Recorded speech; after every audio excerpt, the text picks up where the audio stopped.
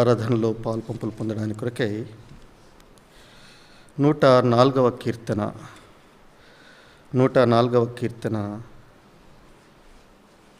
33-34 వచనాన్ని అందరం కూడా కలిసి చదువుకుందామండి. 104వ కీర్తన 33-34 వచనాలను అందరం కూడా కలిసి చదువుకుందాం. నా జీవిత కాలమంతయు నేను యెహోవాకు కీర్తనలు పాడెదను. నేనున్నంత కాలము నా దేవుని కీర్తించెదను. ఆయన్ను గూర్చిన నా ధ్యానము ఆయనకు ఇంపుగా నుండునుగాక. నేను యెహోవా యందు సంతోషించెదను. ప్రభు సహాయ నిమిత్తమై ప్రార్థన చేసుకుందామండి. ప్రేమగల మా తండ్రి, జీవం కలిగిన దేవానికి వందనాలు, స్తోత్రాలు చెల్లిస్తూ ఉన్నాను నాయన. రాత్రికాల సమయంలో సంవత్సరం ఆఖరి గడియల్లో మీ కృపా సింహాసనాన్ని చేరడానికి ప్రభా మీరు మాకు అనుగ్రహిస్తూ వచ్చిన శ్రేష్టమైన భాగ్యాన్ని బట్టి నేను చెల్లిస్తున్నాను.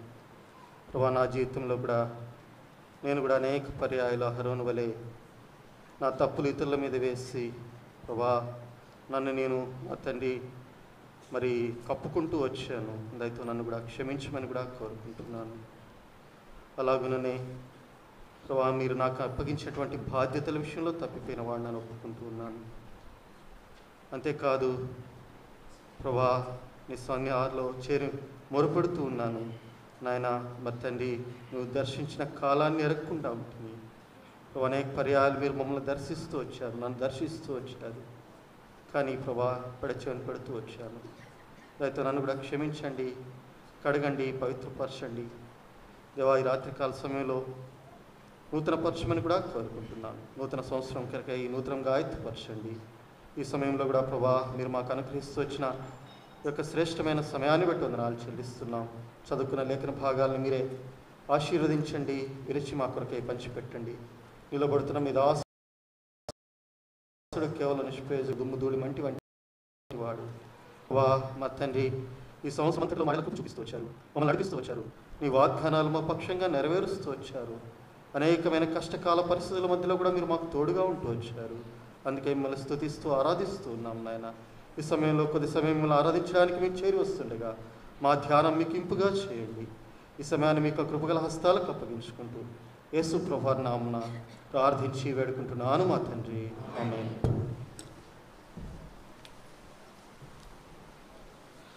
మనం చదువుకున్న ఈ భాగము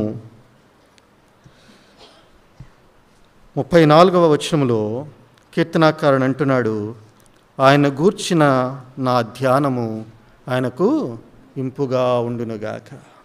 ఈ రాత్రికాల సమయంలో మనందరి యొక్క ధ్యానం కూడా, మనందరి యొక్క ఆరాధన కూడా మరి దేవునికి ఎంతో ఇంపైనదిగా ఉండాలని దేవుడు ఆశపడుతూ ఉన్నాడు. మనము ఈ సంవత్సరపు ఆఖరి గడియల్లోనికి వచ్చినప్పుడల్లా కూడా ఆయన మంచితనాన్ని మనం జ్ఞాపకం చేసుకున్న బద్దులంగా ఉంటా ఉన్నాం. మనం గమనించి చూస్తే సంవత్సరాలకు దేవుడు కర్తగా ఉంటా ఉన్నాడు. బైబిల్ గ్రంథంలో మనం గమనించి చూసినప్పుడు he is the author of the years, ఆయన సంవత్సరములకు కర్తగా మనకు కనిపిస్తూ ఉంటాడు. ఆదికాండము 1వ అధ్యాయము 14వ వచనాన్ని మనం జ్ఞాపకం చేసుకున్నప్పుడు అక్కడ ఈ సంవత్సరాంతంలో ఉన్న మనము ఆయన ఈ సంవత్సరములకు కర్త అన్నటువంటి విషయాన్ని మనము జ్ఞాపకం చేసుకోవాల్సిన వారంగా ఉంటున్నాం. దేవుడు పగటిని రాత్రిని వేరుపరచినట్లు ఆకాశ విశాలమందు జ్యోతులు కలుగునుగాకనియు అవి సూచనలను కాలములను దిన సంవత్సరములను సూచించుటకై ఉండునుగాకనియు. చాలండి, ఇక్కడ రాయబడినటువంటి మాట సూచనలను కాలములను దిన సంవత్సరములను సూచించుటకై ఉండును గాక. అంటే దేవుడు ఎవరు అంటే ఈ కాలములను, ఈ సంవత్సరములకు ఆయన ఎవరు అంటే ఆయన కర్తగా ఉంటా ఉన్నాడు. అంతేకాదు ఆయన ఎలాంటి వాడిగా ఉంటా ఉన్నాడు అంటే ఈ సంవత్సరములన్నిటి మీద he has the complete authority over the years. ఆయన ఈ సంవత్సరాలన్నిటి మీద కూడా ఆయనకి ఎలాంటి అధికారం ఉందంటే సంపూర్ణమైనటువంటి అధికారం ఉంటా ఉంది. మనందరికీ తెలిసినటువంటి మాటే, కీర్తనల గ్రంథము 31వ అధ్యాయము 15వ వచనములో ఇక్కడ ఒక మాట వ్రాయబడతా ఉంటా ఉంది. కీర్తనల గ్రంథము 31వ అధ్యాయము 15వ వచనము. నా కాలగతులు నీ వశములో ఉన్నాయి. మన కాలగతులన్నీ ఎక్కడున్నాయండి? దేవుని యొక్క వశములో ఉంటా ఉన్నాయి. అంటే మన యొక్క కాలములన్నిటి మీద కూడా ఆయనకి ఎలా ఉందంటే సంపూర్ణమైనటువంటి అధికారం కలిగినటువంటి దేవుడిగా ఉంటా ఉన్నాడు. అంత మాత్రమే కాదు, ఈ దేవుడు ఈ సంవత్సరములు గడుస్తూ ఉన్నప్పుడు మనం జ్ఞాపకం చేసుకోవాల్సిన మాట ఏంటి అంటే, he has the appointed years in your life. Lord has given the appointed years in your life. దేవుడు ఏం చేసినాడంటే మన జీవితాలలో నిర్ణయమైనటువంటి కాలాలను ఇచ్చినటువంటి దేవుడిగా ఉంటా ఉన్నాడు. 90వ కీర్తన 10వ వచనాన్ని మనం జ్ఞాపకం చేసుకున్నప్పుడు ఇక్కడ ఒక చక్కని మాట వ్రాయబడతా ఉంటుంది. 90వ కీర్తన 10వ వచనము. మా ఆయుష్కాలము 70 సంవత్సరములు, అధిక బలమున్న ఎడల 80 సంవత్సరములు. అంటే ఏం చేసినాడు ఆయన? మనకు ఆ యొక్క కాలాలను నిర్ణయించినాడు, సంవత్సరాలను నీ జీవితంలో నిర్ణయించిన దేవుడుగా ఉంటా ఉన్నాడు. ఈ దేవుడు సంవత్సరముల మీద అధిపతి అయినటువంటి దేవుడుగా ఉంటా ఉన్నాడు. ఒకానొక సందర్భంలో ఇంకొక చోట ఇలాగ రాయబడతా ఉంది, lord has added years in your life. అంటే దేవుడు ఏం చేసినాడంటే ఆ యొక్క సంవత్సరములను ఆయన ఏం చేసేవాడంటే నీ జీవితానికి జత చేసేటటువంటి వాడు.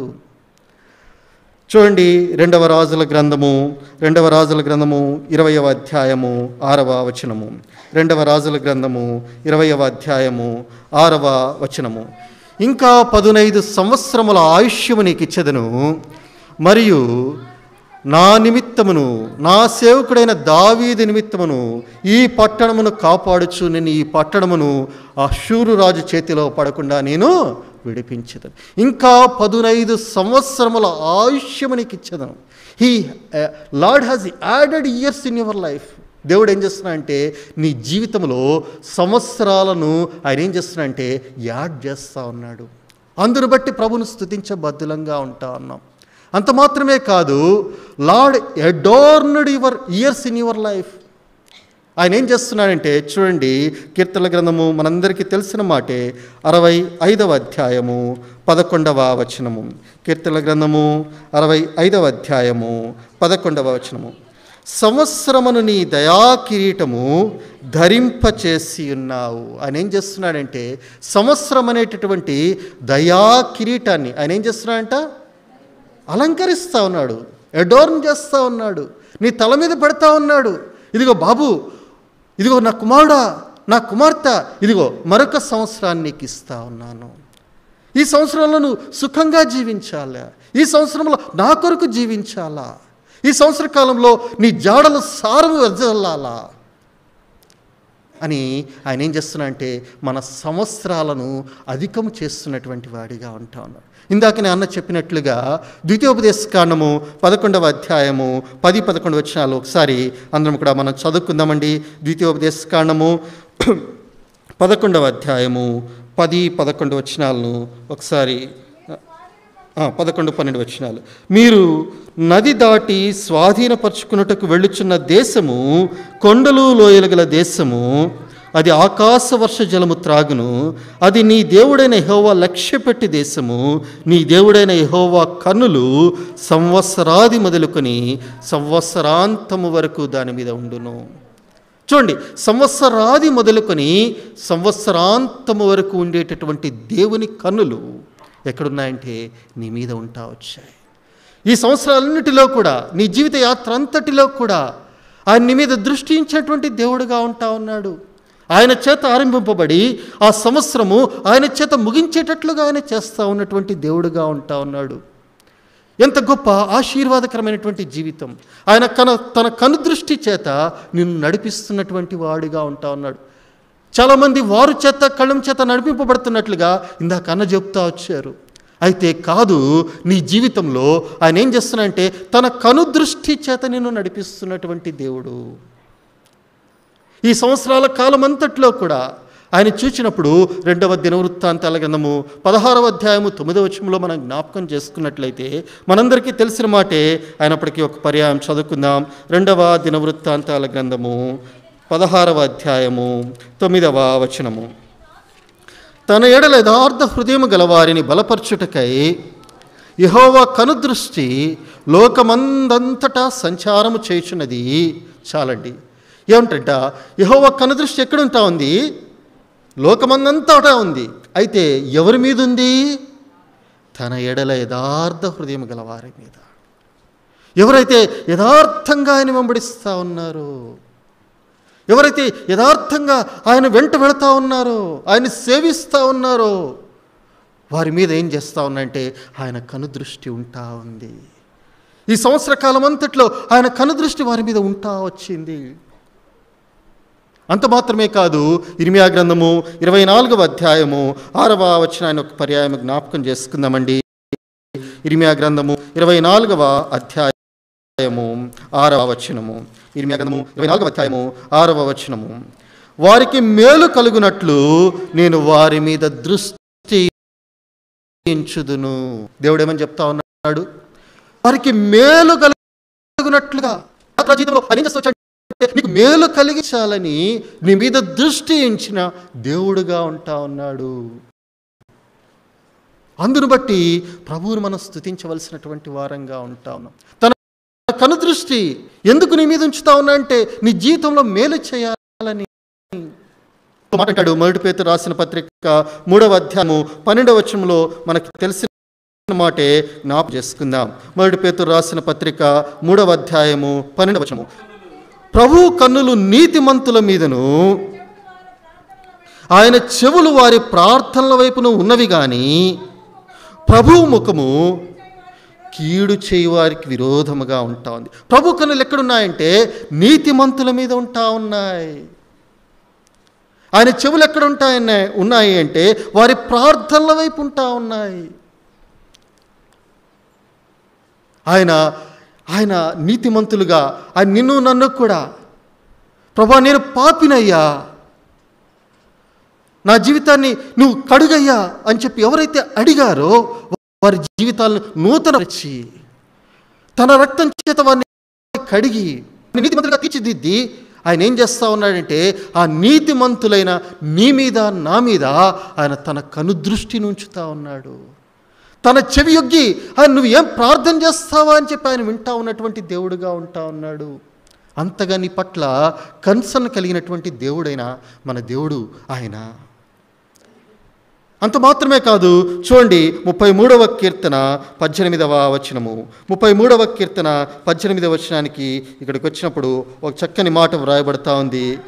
వారి ప్రాణమును మరణము నుండి తప్పించుటకును కరువులో వారిని సజీవులుగా కాపాడుటకును యెహోవా దృష్టి ఆయన యందు భయభక్తులు గల వారి మీదను ఆయన కృప కొరకు కనిపెట్టు వారి మీదను నిలుచుచున్నది. ఇక్కడ చూసినప్పుడు వారి ప్రాణమును మరణము నుండి విడి తప్పించుటకు యెహోవా కనుదృష్టి ఏమైందంట నీ మీద నిలిచి ఉంది. వారి ప్రాణమును మరణము నుండి తప్పించడానికి చాలా పర్యాలు మనం ఆరాధన చేస్తాం. ప్రభువా నీ కృప చూపించావు, నీ దయ చూపించావు, మా జీవితకాలంలో మమ్మల్ని నడిపించావు. కానీ కొంతమంది జీవితాల్లో అనుభవాలు ఎలా ఉంటాయంటే వారు ఎక్కడి దాకా వెళ్తారంటే మరణపు అంచుల వరకు వెళ్ళినటువంటి వారిగా ఉంటా ఉన్నారు. మరణపు అంచులకు చేరుకుని వచ్చేటువంటి వారిగా ఉంటా ఉన్నారు. వారు ఆరాధిస్తారు చూడండి, ఆ ఆరాధన ఎంత శ్రేష్టమైనటువంటి ఆరాధనగా ఉంటుంది. ఈ సంవత్సర కాలంలో అనేక మంది మన మధ్యలో కూడా ఈ పాండమిక్ సీజన్లో ఎక్కడి దాకా వెళ్ళొచ్చారు అంటే మరణపు అంచుల దాకా వెళ్ళొచ్చారు. ఇక కొద్దిసేపట్లో నేను మరణిస్తానేమో అన్న భయంకరమైనటువంటి పరిస్థితుల మధ్యలోనికి కూడా వెళుతూ వచ్చారు. అయితే ఆ పరిస్థితుల మధ్యలో కూడా ఈ దేవుడు ఏం చేస్తూ వచ్చాడంటే వారిని పైకి లేవనెత్తిన వాడిగా ఉంటా ఉన్నాడు, వారిని కాపాడినటువంటి వాడిగా ఉంటా ఉన్నాడు. అంతేకాదు అక్కడ అంటున్నాడు కరువులో, ఆ కరువు కాలంలో వారిని ఏం చేసినాడంట సజీవులుగా కాపాడడానికి ఆయన తన కనుదృష్టిని నీ మీద ఉంచినటువంటి దేవుడు. ఎంత చక్కని దేవుడు ఈయన. ఈ సంవత్సరాలు జరుగుతూ ఉండగా ఆయన ఏం చేస్తానంటే తన యొక్క కనుదృష్టి నీ మీద ఉంచి నిన్ను నడిపిస్తున్నటువంటి దేవుడుగా ఉంటా ఉన్నాడు. యాత్రా జీవితంలో మనం గమనించి చూస్తూ వచ్చినప్పుడు యాకోబు ఒక మాట అంటాడు, జ్ఞాపకం చేసుకుందాం. ఆదికాండము 48వ అధ్యాయము 16వ వచనము. 48వ అధ్యాయము 16వ వచనము. అనగా సమస్తమైన కీడులలో నుండి నన్ను తప్పించిన దూత. చాలండి. సమస్తమైనటువంటి కీడుల నుండి, సమస్తమైనటువంటి పరిస్థితులన్నిటి మధ్యలో నుండి ఆయన ఏం చేస్తూ వచ్చా అంటే తప్పించిన వాడిగా ఉంటా ఉన్నాడు. ఎలా తప్పించాడు? ఆయన నన్ను ఎలా తప్పించాడు? నన్ను ఎలాగ ఆయన కాపాడుతూ వచ్చాడు? ఎలా నన్ను భద్రపరుస్తూ వచ్చాడు? ఎలాగ ఈ దినం వరకు ఆయన నన్ను సజీవునిగా ఉంచుతూ వచ్చాడు? ఎలాగ నేను ఈ దినాన్ని ఇక్కడ కూర్చుండి ఉండగలుగుతూ వచ్చాను అని కనుక మనం ఆలోచించుకుంటే ఆయన ఇలా చెప్తా ఉంటాడు. చూడండి, ద్వితీయోపదేశకాండము 1వ అధ్యాయము 31వ వచనము. ద్వితీయోపదేశకాండము 1వ అధ్యాయము 31వ వచనము. ఐగుప్తులోను అరణ్యములోను మీ కొరకు చేసినట్టు మీ పక్షముగా యుద్ధము చేయును. మీరు ఈ చోటికి చేరు వరకు మీరు వచ్చిన మార్గమంతటిలోనూ మనుష్యుడు తన కుమారుని ఎత్తుకొనినట్లు మీ దేవుడైన యెహోవా మిమ్మల్ని ఎత్తుకొని వచ్చిన సంగతి మీరు ఎరుగుదురని మీతో చెప్పి తిని. ఎలా తీసుకుని వచ్చాడంటే ఒక మనుష్యుడు తన కుమారుని ఎత్తుకున్నట్లుగా, ఒక తండ్రి తన కుమారుని ఎత్తుకొని మోసుకుని వచ్చినట్లుగా ఆయన ఏం చేసినాడంటే ఈ స్థలము వరకు, ఈ దినాన్న ఈ ఆఖరి గడియల వరకు, ఈ సంవత్సరాంతపు దినం వరకు కూడా ఆయన ఏం చేస్తూ వచ్చాడంటే మోసుకుంటూ వచ్చినటువంటి దేవుడుగా ఉంటా ఉన్నాడు. ఆయన ఎత్తుకొని వచ్చేటువంటి దేవుడుగా ఉంటా ఉన్నాడు. అంత మాత్రమే కాదు, నిర్గమాకాండము 19వ అధ్యాయము 4వ వచనాన్ని జ్ఞాపకం చేసుకున్నప్పుడు ఇక్కడ ఒక చక్కని మాట వ్రాయబడతా ఉంది. నిర్గమాకాండము 19వ అధ్యాయము 4వ వచనము. నిర్గమాకాండము 19వ అధ్యాయము 4వ వచనం. నేను ఐగుప్తీయులకు ఏమి చేసితినో మిమ్మల్ని గద్దరెక్కల మీద మోసి నా యొద్దకు మిమ్మల్ని ఎట్లు చేర్చుకుంటునో మీరు చూచారు. ఆయన అంటా ఉన్నాడు, ఏమంటాడంటే నేను ఐగుప్తులకు ఏం చేశానో చూచారు. అదే సమయంలో ఏం చేసినాడంటే ఆయన గద్ద రెక్కల మీద మోసుకుని వచ్చినట్లుగా ఆయన నిన్ను నన్ను కూడా మోసుకుని వచ్చినటువంటి వాడిగా ఉంటున్నాడు. లోకమంతటికి ఆ దినాన తీర్పు జరుగుతూ ఉంది, ఐగుప్తు అంతటికి తీర్పు జరుగుతూ ఉంది. తన ప్రజలను ఆయన ఏం చేస్తున్నాడంటే గద్ద రెక్కల మీదకి తన పిల్లల్ని ఎక్కించుకొని ఏ రీతిగా అయితే కాపాడుతూ వచ్చిందో, ఏ రీతిగా అయితే మోస్తా అది సురక్షితమైనటువంటి ప్రాంతాలకు తీసుకుని వెళుతూ ఉంటుందో, అలాగున నిన్ను నన్ను కూడా సురక్షితమైనటువంటి ప్రదేశాలకు నడిపించినటువంటి దేవుడుగా ఉంటా ఉన్నాడు. అంత మాత్రమే కాదు, ఆయన అంటాడు, చూడండి, యెషయా గ్రంథము 41వ అధ్యాయము 11వ వచనము. యెషయా గ్రంథము 41వ అధ్యాయము 11వ వచనము. యెషయా 41, 11వ వచనము. క్షమించండి, 40వ అధ్యాయము 11వ వచనము. యెషయా గ్రంథము 40వ అధ్యాయము 11వ వచనము. గొర్రెల కాపరి వలె ఆయన తన మందను మేపును, తన బాహువుతో గొర్రె పిల్లలను కూర్చి రొమ్మును ఆనించుకొని మోయును, పాలిచ్చు వాటిని ఆయన మెల్లగా నడిపించును. తండ్రి కుమారుణ్ణి మోసుకుని వచ్చేట్లుగా మోసుకొచ్చాడంట.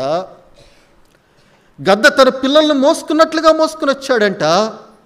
ఇక్కడ చెప్తా ఉన్నాడు, ఒక కాపరి గొర్రెలను ఏం చేస్తున్నాడంట, తన రొమ్మును ఆనించుకుని మోసుకుంటా వచ్చినట్లుగా. మన దేవుడు నిన్ను నన్ను కూడా ఏం చేస్తున్నాడంటే తన హృదయానికి సమీపంగా తీసుకుని వస్తూ ఉన్నాడు. పరిస్థితులు ఎంత భిన్నంగా ఉన్నప్పటికీ కూడా, పరిస్థితులు ఎంత వైవిధ్యమైనటువంటివిగా ఉన్నప్పటికీ కూడా, విషాదకరమైనటువంటి పరిస్థితులు ఉన్నప్పటికీ కూడా ఆయన నిన్నేం చేసినాడంటే తన హృదయాన్ని కానిచ్చుకున్నాడు. తన హృదయాన్ని కానిచ్చుకున్నాడు. తన నెమ్మదిని నీకు ఇచ్చాడు, తన సంతోషాన్ని నీకు ఇచ్చాడు. ఆ వెచ్చని ఆ యొక్క రొమ్ములో నుంచి వచ్చేటటువంటి ఆ యొక్క వెచ్చదనాన్ని అంతటినీ కూడా నీకు అందింపచేసినటువంటి వాడిగా ఉంటా ఉన్నాడు. ఆ రీతిగా ఆయన మనల్ని నడిపించినటువంటి దేవుడుగా ఉంటా ఉన్నాడు. అంత మాత్రమే కాదు, చూడండి, ఇదే యెషయా గ్రంథము 63వ అధ్యాయము 9వ వచనము. యెషయా గ్రంథము 63వ అధ్యాయము 9వ వచనము అందరం కూడా కలిసి చదువుదామండి. అందరం కలిసి చదువుదాము. యెషయా 63:9. వారి యావత్ బాధలో ఆయన బాధ నందెను, ఆయన సన్నిధి దూత వారిని రక్షించెను, ప్రేమ చేతను తాలిమి చేతను వారిని విమోచించెను, పూర్వ దినములన్నిటినూ ఆయన వారిని ఎత్తుకొనుచు మోసుకొనుచు వచ్చెను. ఇక్కడ చెప్తా ఉన్నాడు, ఆయన ఏమంటున్నా అంటే, నీ యావత్ బాధలో నేను కూడా పాలు పంపులు పొందాను. నువ్వు వెళ్ళిన పరిస్థితులన్నిటి మధ్యలో నేను నీతో కూడా ఉన్నాను. నువ్వు కష్టపడ్డావా, నేను కష్టపడ్డా. నువ్వు ఏడ్చావా, నేను ఏడ్చాను. నువ్వు దుఃఖపడ్డావా, నేను కూడా దుఃఖపడ్డాను. నీకు గాయాలైనయా, నాకు కూడా గాయాలైనవి. నిన్ను దూషించారా, నేను కూడా సిగ్గునొందాను. నీకు అవమానం కలిగిందా, నాకు కూడా అవమానం కలిగింది. అన్ని పరిస్థితుల మధ్యలో ఆయన ఎలా ఉంటా వచ్చాడంటే, నీకు తోడుగా. వారి యావత్ బాధలో ఆయన బాధ నొందినటువంటి దేవుడుగా. ఈ సంవత్సర కాలం అంతట్లో కూడా ఆయన ఏం చేస్తూ వచ్చాడంటే, ఆయన ఆ రీతిగా ఆయన మనల్ని ఎత్తుకుంటూ మోసుకుంటూ వచ్చినటువంటి వాడిగా ఉంటా ఉన్నాడు. ఆ క్రింద అంటాడు, పూర్వదినములన్నిటను ఆయన వారిని ఎత్తుకొనుచు మోసుకొనుచు వచ్చిన దేవుడు. కాబట్టి ఈ యొక్క రాత్రికాల సమయంలో నూతన సంవత్సరంలోనికి అడుగు పెడుతున్నప్పుడు మనం ఆయన కృపను, ఆయన వాత్సల్యతను మనం జ్ఞాపకం చేసుకోవాలి. ప్రభువా, ఎంతగా మా పక్షంగా కన్సర్న్ కలిగి ఉంటావచ్చావు. ఈ సంవత్సరములు మా ఎడల ఈ సంవత్సరాలు జరుగుతూ ఉన్నప్పుడు నీ కనుదృష్టిని మా మీద ఉంచినటువంటి వాడవిగా మమ్మల్ని నడిపిస్తూ వచ్చావు. అంత మాత్రమే కాదు, యాత్రా జీవితంలో నీవు మమ్మల్ని ఎత్తుకుంటూ మోసుకుంటూ ప్రతి విధమైనటువంటి అపాయకరమైన పరిస్థితులన్నిటి మధ్యలో మమ్మల్ని మీరు నడిపిస్తూ వచ్చారు. దాన్ని బట్టి ప్రభువా నీకు వందనాలని మనం చెప్పబద్దులంగా ఉంటా ఉన్నాం.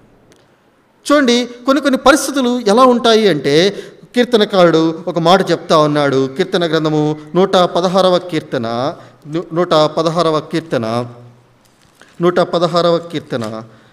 8వ వచనము. 116వ కీర్తన, మరణము నుండి నా ప్రాణమును, కన్నీళ్లు విడవకుండా నా కన్నులను, జారి పడకుండా నా పాదములను నీవు తప్పించి ఉన్నావు. ఎలా కాపాడుతున్నాడని దానికి ఇక్కడ చెప్తా ఉన్నాడు. ఏమని చెప్తున్నా అంటే, మరణము నుండి నా ప్రాణాన్ని, కన్నీళ్లు విడవకుండా నా కన్నులను, జారి పడకుండా నా పాదాలను నువ్వేం చేసినావు, తప్పించి ఉన్నావు. మన జీవితంలో ఇలాంటి అనేకమైనటువంటి పరిస్థితులన్నీ కూడా మనం అనుభవిస్తూ ఉన్నప్పుడు మనం కూడా ఇలా చెప్పగలమా? ప్రభువును స్తుతించగలమా? ప్రభువా, నీవు నన్ను కాపాడావయ్యా, నన్ను సంరక్షించావయ్యా, నా జీవితంలో నాకు చాలువాడిగా ఉంటావు వచ్చావయ్యా. యోబు తన జీవితంలో తను వెళుతున్నటువంటి పరిస్థితులు ఎలా ఉంటా ఉన్నాయంటే, కఠినకరమైనటువంటి పరిస్థితులు. ఆ సాతానిక శోధనలో పడి తన యొక్క ఒళ్ళంతా కూడా మరి పాడైపోయి ఆయన ఏం చేస్తున్నాడు, చిల్ల పెంకు తీసుకుని గీక్కుంటా ఉన్నప్పుడు ఆయన పరిస్థితి ఎలా ఉంటా ఉంది అంటే, యోబు గ్రంథంలో 13వ అధ్యాయంలో 15వ వచనంలో ఒక మాట చెప్తాడు. చదవండి, యోబు గ్రంథము 13వ అధ్యాయము 15వ వచనము. ఇదిగో ఆయన నన్ను చంపినను, నేను ఆయన కొరకు కనిపెట్టుచున్నాను. ఏమని చెప్తా ఉన్నా అంటే, పరిస్థితులు ఎంత భిన్నంగా మారిపోయినాయి అంటే తన జీవితంలో ఆయన అంటా ఉన్నాడు, ఇదిగో ఆయన నన్ను చంపినా నేనేం చేస్తానంటే ఆయన కొరకు కనిపెడతాను. యోబు అంటా ఉన్నాడు, ఇంకొద్దిగా ముందరికి వెళ్ళిన తర్వాత 19వ అధ్యాయం యోబు గ్రంథము 19వ అధ్యాయము 25వ వచనంలో అంటాడు. యోబు గ్రంథము 19:25లో, నా విమోచకుడు సజీవుడనియు తర్వాత ఆయన భూమి మీద నిల్చనియు నేను ఎరుగుదును. కాబట్టి ఇక్కడ ఏమని చెప్తా ఉన్నాడంటే, నా విమోచకుడు సజీవుడు. ఒకవేళ ఆయన నన్ను చంపుతాడు అనుకున్నట్లు పరిస్థితులు ఉన్నప్పటికీ కూడా ఆయన ఏమంటున్నా అంటే, లేదు నేనేం చేస్తానంటే నా దేవుణ్ణి స్తుతిస్తాను, నా దేవుణ్ణి నేను ఆరాధిస్తాను. నా విమోచకుడు సజీవుడని నేను చాటి చెప్తాను. నేను నా విమోచన గీతాలను నేను ఆయన కొరకు పాడతాను. నా ఇంటిలోంచి రక్షణ సునాదము ఆయనకు వెల్లడి చేస్తాను. అందుకనే కదా 118వ కీర్తనలో కూడా ఇందాకన్న మాట జ్ఞాపకం చేస్తూ వచ్చారు. 118వ కీర్తన 15వ వచనం ఒకసారి చదువుకుందాం. 118వ కీర్తన 15వ వచనము. నీతిమంతుల గుడారముల్లో రక్షణను గూర్చిన ఉత్సాహ సునాదం వినబడును. యెహోవా దక్షిణ హస్తము సాహస కార్యములను చేయును. 17వ వచనము. నేను చావను, సజీవుడనై యెహోవా క్రియలు వివరించదను. నేను చావను, నేనేం చేస్తానంటే సజీవుడనై యెహోవా క్రియలు వివరిస్తాను. ఈ నూతన సంవత్సరంలో అడుగుపెట్టినటువంటి మనము కూడా మనం ఏం చేయాలంటే మన దేవుణ్ణి స్తుతించబద్ధంగా ఉంటా ఉన్నాం. ప్రభు, నేను నిన్ను స్తుతిస్తాను. నా పరిస్థితులు ఏవైనప్పటికీ, నావెంత కఠినకరమైనటువంటి పరిస్థితులు అయినప్పటికీ వాటన్నిటి మధ్యలో నుంచి నేను నీకు ఆరాధన సమర్పిస్తానయ్యా. ఎందుకు అంటే ఆ ప్రభువు మనకు ఎలాంటి వాడిగా ఉన్నాడంటే, క్లుప్తంగా 4-5 మాటలు జ్ఞాపకం చేసుకుంటూ వెళ్ళిపోతాను. రండి, హెబ్రీయులకు రాసిన పత్రిక 13వ అధ్యాయము 6వ వచనము. హెబ్రీయులకు రాసినటువంటి పత్రిక 13వ అధ్యాయము 6వ వచనము. కాబట్టి ప్రభువు నాకు సహాయుడు. చాలండి, ఎవరు ఈయన? ప్రభువు మనకు సహాయంగా ఉంటా ఉన్నాడు. ప్రభువు నాకు సహాయుడు. ఎప్పుడు సహాయుడు? ఒక భక్తుడు ఇలాగ చెప్తాడు. కీర్తన గ్రంథము 46వ అధ్యాయము 1వ వచనములో, కీర్తన గ్రంథము 46వ అధ్యాయము 1వ వచనము. ఆపత్కాలములలో ఆయన నమ్ముకొనదగినటువంటి సహాయకుడు. ఆపత్కాలములో ఆయన ఎలాంటి వాడిగా ఉన్నాడంట? నమ్ముకొనదగినటువంటి సహాయకుడు. ఇంకో మాటలో చెప్పాలంటే ప్రజెంట్ డే హెల్పర్గా ఉంటా ఉన్నాడు. ఆయన ఎవరండి?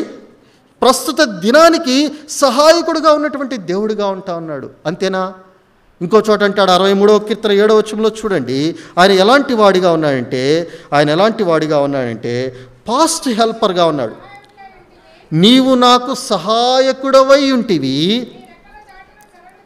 నీ రెక్కల చాటున శరణు జొచ్చి ఉత్సాహధ్వని చేస్తాను. ఆయన సహాయకుడు. ఎలాంటి సహాయకుడు అంటే పాస్ట్ హెల్పర్ అంట. అక్కడ రాయబడింది ఏమని? నీవు నాకు సహాయకుడవై ఉంటివి. ఎప్పుడు? గతంలో కూడా ఉన్నాడు ఆయన, ఇప్పుడు కూడా ఉండబోతున్నాడు.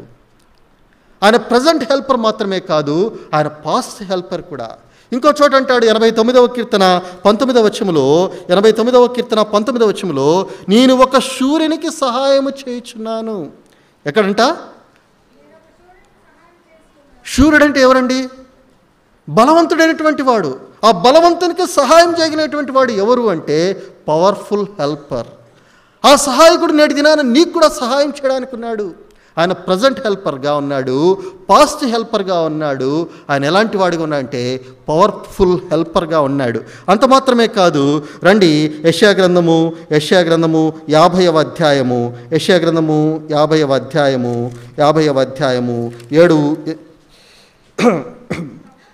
7వ వచనము. ప్రభువుకి యెహోవా నాకు సహాయము చేయువాడు. చాలండి. తర్వాత 9వ వచనాన్ని కూడా చదువుకుందాం. ప్రభువుకు యెహోవా నాకు సహాయము చేయును, నా మీద నేరస్థాపన చేయువాడెవరు? ఇక్కడ జ్ఞాపకం చేయబడిన మాట, నాకు సహాయుడు, నా మీద ఎవరు నేరస్థాపన చేయగలరు అంటే దాని అర్థం ఏంటంటే ఆయన మనల్ని ప్రొటెక్టింగ్ హెల్పర్గా ఉంటా ఉన్నాడు. ఆయన నీకు ఎలాంటి వాడిగా ఉన్నాడంటే ప్రతి నిత్యము నిన్ను భద్రపరిచేటటువంటి సహాయకుడు.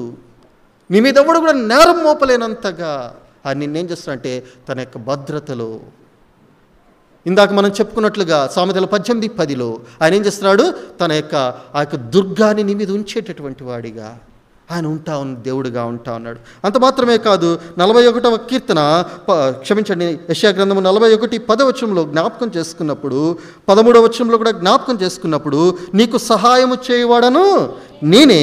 13వ వచనంలో కూడా చూస్తే నేను నీకు సహాయము చేసేదను అంటే ఇదేం జ్ఞాపకం చేస్తూ ఉందంటే అక్కడ ఆయన ప్రేషియస్ హెల్పర్, ఉన్నతమైనటువంటి ప్రశస్తమైనటువంటి సహాయకుడుగా నీకు అన్ని పరిస్థితుల్లో ఆయన ఎలాంటి వాడిగా ఉంటే ప్రశస్తమైనటువంటి వాడు. తన బాహుబలం చేత నీ దగ్గరికి వచ్చి నిన్ను ఆదుకునేటటువంటి సహాయకుడిగా ఉంటా ఉన్నాడు.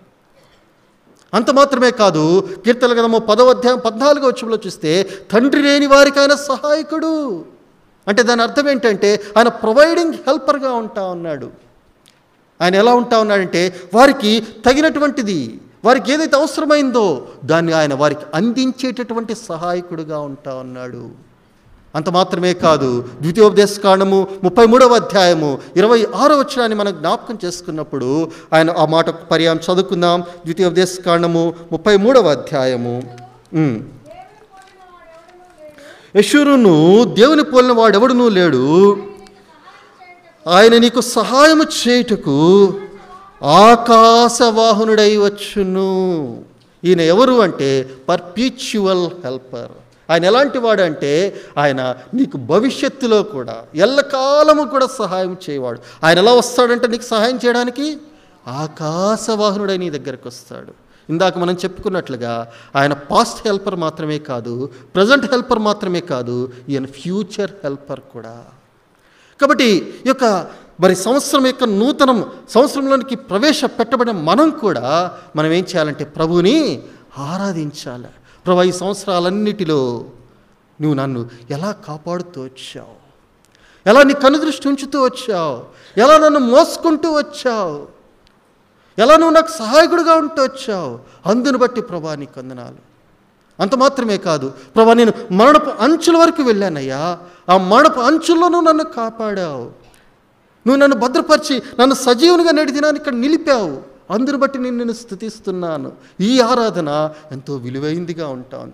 అంతేకాదు, మనం ఇంకొక మాటలో చెప్పుకోవాలంటే మన భవిష్యత్తు ఈ సంవత్సర కాలం ఎలా ఉంటుందో మనకు తెలియదు ప్రస్తుతం ఉన్నటువంటి పరిస్థితుల మధ్యలో. కానీ దానిలో కూడా ప్రభు యొక్క సహాయాన్ని పొందుకోవడానికి ఆయన ఎలాంటి వాడిగా ఉన్నాడంట, ఆకాశవాహనుడై నీ దగ్గరికి దిగి వచ్చేటటువంటి దేవుడు. చూడండి, ఆ భవిష్యత్తును కూడా నువ్వేం చేయాలంటే నీ ఆరాధన ద్వారా దాన్ని భద్రంగా కాపాడుకో. యెహోషువ గ్రంథం యెహోషాపాతు అనేటువంటి రాజు మరి 2వ దినవృత్తాంతాలు 20వ అధ్యాయంలో చూసినట్లయితే అతడి మీదకి శత్రువులు వస్తూ ఉన్నారు, గెలవడానికి శక్తి లేదు. అతడు ఏం చేస్తూ వచ్చాడంటే ఈ యొక్క సహాయకుని మీద ఆధారపడుతూ వచ్చాడు, ఈ సహాయకుని స్తుతిస్తూ వచ్చాడు, ఈ సహాయకుని ఆశ్రయంగా చేసుకున్నాడు. ఆయన ఏం చేసినాడంటే తన సైన్యానికి ముందు ఎవరిని నిలబెట్టాడు, లేవీయులు నిలబెట్టాడు. దేనికి నిలబెట్టాడు? ప్రభువుని స్తుతించడానికి. వారు స్తుతిస్తూ ఉన్నారు, యుద్ధంలో విజయం కలిగింది. కాబట్టి మన జీవితంలో కూడా మరి భవిష్యత్తుని బట్టి కూడా నువ్వేం చేయాలంటే ఆయన మనకు బలమైనటువంటి దేవుడుగా సహాయకుడిగా ఉన్న దాన్ని బట్టి నువ్వు స్తుతించాలి. ఈ యొక్క మరి ఈ సంవత్సరపు మొదటి గడియల్లో ఈ విషయాలన్నీ కూడా జ్ఞాపకం చేసుకుని మనం ప్రభువుని ఆరాధించి ప్రభువుని ఘనపరచుదాము గాక.